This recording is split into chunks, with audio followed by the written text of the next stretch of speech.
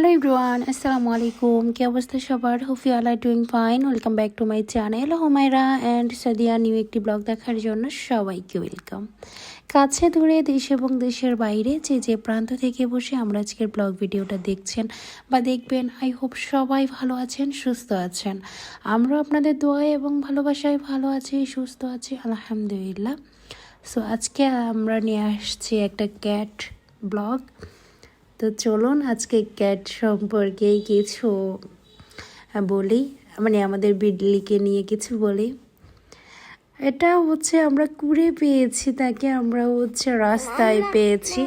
মাশাআল্লাহ বলবেন, কারণ হচ্ছে ও এত কিউট, আসলে সত্যি মাশাআল্লাহ বলার মতোই। তা আমার মেয়ে তো খুশি। আমার মেয়ে ওকে বের করলে হয় কি, মানে কি বলবো, এত পরিমাণ খুশি থাকে বলার বাইরে। তো আমিও ভাবলাম আপনাদের জন্য একটা ভিডিও ক্লিপ নিয়ে নিই। তাকে হচ্ছে এখন ফ্রেশ করবে আর গোসল টোসল করাবে, আমার ভাই করায় তাকে, তার যত্ন আদি সব কিছু আমার ছোটো ভাই করে। তা আমরা হচ্ছে ওর ভিডিও ক্লিপ নিতে পারি না বা কিছুই শেয়ার করতে পারি না, সব সময় ভিডিওতে রাখি না, কারণ হচ্ছে ও আমাদের কাছেই থাকে না, তাকে দূরে রাখতে হয়। কারণ আমার মেয়ে প্রচণ্ড ওর জন্য পাগল। এক কথায় আমার ছোট ভাই আর আমার মেয়ে হচ্ছে ক্যাট লাভার। ওদের কথা বলে শেষ করতে পারবো না। ওরা তো এত পরিমাণ, কি বলবো, এত পরিমাণ ভালোবাসে, বিড়াল দেখলেই তাদের হচ্ছে যে প্রচণ্ড ভালোবাসতে ইচ্ছে করে। আর মাশাআল্লাহ এমন এক বিল্লি, না কোলে নিয়ে হচ্ছে যে থাকতে পারবেন না দেখলে এরকম। তো খুবই শান্ত স্বভাবের। তো এই যে আমি যেভাবে করতেছি ওভাবেই হচ্ছে আমি ওর সাথে দুষ্টুমি করতেছিলাম। আমার মেয়েও খুবই হ্যাপি। আর পার্সিয়ান বিড়ালগুলো এমনই হয়।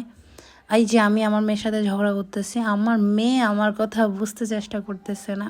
আর ওর খাওয়ার আলাদা, তারপর হচ্ছে ওর যে পশমগুলা গোসল করানোর পরে ওটা হচ্ছে যে ড্রাই করতে হয় যেভাবে, কত যে প্যারা।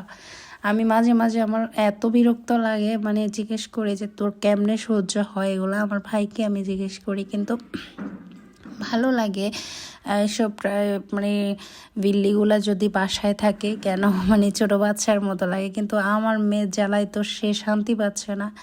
মহারাজা একটু ডান্স করতে চেয়েছিল, কিন্তু আমার মেয়ের জন্য তাও পারতেছে না। আমি ওকে বলতেছি, ভাই উঠো, হতাশ হয়েও না, উঠো উঠো উঠো, টেনশনের কিছু নাই, আমার মেয়ে তোমাকে আর জ্বালাবে না। এই যে মা মেয়ে আবার ঝগড়া করবো, এই যে দেখো বাচ্চার মতো তাকে উঠিয়ে নিলাম, সে এখন ডান্স করবে তার মনের আনন্দে, হাই বলতেছে সবাইকে। তো এখানে কিছু হচ্ছে যে অংশ আমাদের পুরোপুরি ভিডিওতে হচ্ছে ভয়েসটাও ছিল। তো আমি এটা কিছু অংশের কারণে, কান্নাকাটির কারণে আমি হচ্ছে যে ভয়েসটা দিই না ইচ্ছাকৃতভাবে। মিউজিকের শব্দ ছিল, সে কিন্তু ডান্স করতেছে।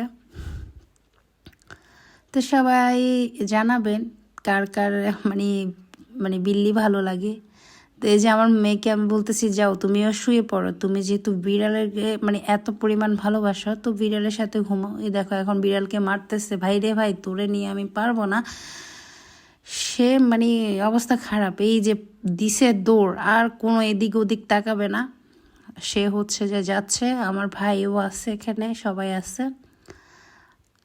তাকে নিয়ে সে বেচারা মহা মুশকিলে পড়ে গেছে রে ভাই রে ভাই, একটু থাম তোরা, বলতে পারতেছে না। যদি তার আর থাকতো, ইচ্ছা যদি থাকতো, আমাদেরকে থাপড়াইতে থাপড়াইতে দাঁত সব ফেলে দিত, এরকম একটা অবস্থা।